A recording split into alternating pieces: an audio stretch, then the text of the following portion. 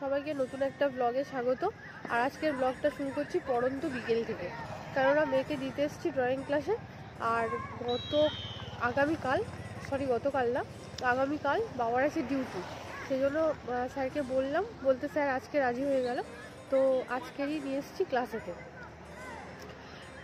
তারপর অনেক কাজও ছিল, কেননা আমার মোবাইলের কভারটা খারাপ হয়ে গেছিলো, তো ওটাকে চেঞ্জ করা হলো। তো বেলাচিত্রি গেছিলাম, বেলাচিত্রি থেকে চেঞ্জ করে নিয়ে এসে এখন আবার এখানে চলে এসেছি আর অপেক্ষা করছি এবার মেয়েকে নিয়ে বাড়িতে ফিরবো।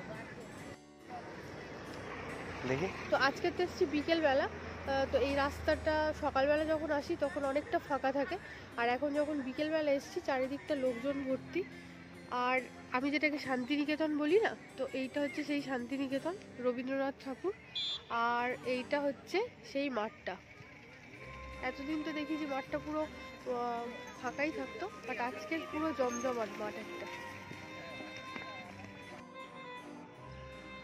এই মাঠটাতে অনেকগুলো গ্রুপ খেলছে, এদিকে ফুটবল খেলছে, ওদিকে একদল ব্যাডমিন্টন খেলছে, আর মাঝখানে কিছু বাচ্চা ক্যাচ খেলছে। তো আমরা যেখানে থাকি সেখানে তো এত সুন্দর এত বড় মাঠ নেই, তো এই মাঠ জিনিসটাকে আমি না খুব মিস করি।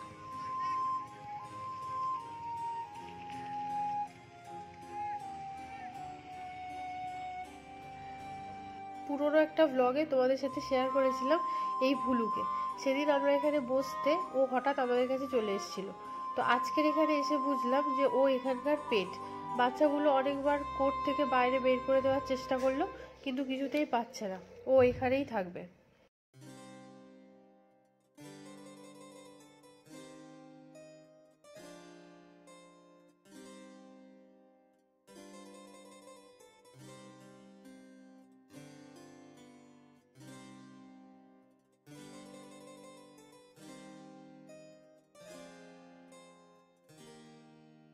অনেক দিন পর বাড়ি থেকে একটা পড়ন্ত বিকেলে বেরোলাম, আর অসম্ভব সুন্দর লাগছিল চারিদিকটা।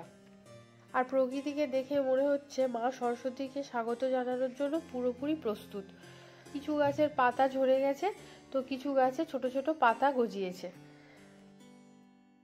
তো আর মাত্র কয়েকটা দিন বাকি সরস্বতী পুজোর, আর এর মধ্যে একটা জিনিস মিসিং, সেটা হচ্ছে পলাশ ফুল। শুধু দেখলাম আজকের পলাশ ফুলই ফোটেনি, একটাও কোথাও দেখতে পেলাম না। কিন্তু পলাশ ফুল ফোটার পরে এত সুন্দর দেখতে লাগে, ঘন সবুজের মধ্যে অসম্ভব সুন্দর একটা লাল রং। তো তারপর দোকানে পৌঁছে মোবাইলের কভারটা চেঞ্জ করলাম, সব ঠিকঠাক আছে কিনা একবার দেখেও নিলাম।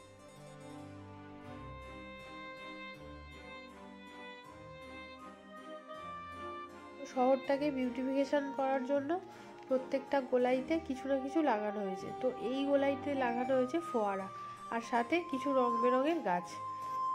তো গরমকালে এই জায়গাটা পুরো ঠান্ডা থাকে।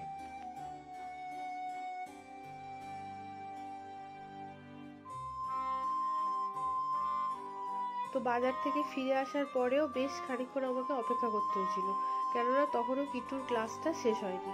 আর আমি অপেক্ষা করছিলাম এই গোলাপ রানীদের পাশেতে।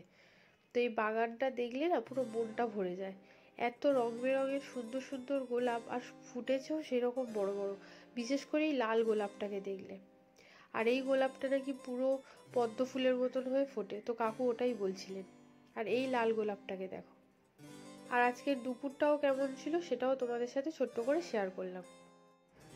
তো দুপুরবেলার জন্য বানানো হচ্ছে রুই মাছের ঝোল, সাথে আছে আলু, ফুলকপি, বিনস আর মটরশুঁটি, আর আছে 2 পিস কাঁচা লঙ্কা।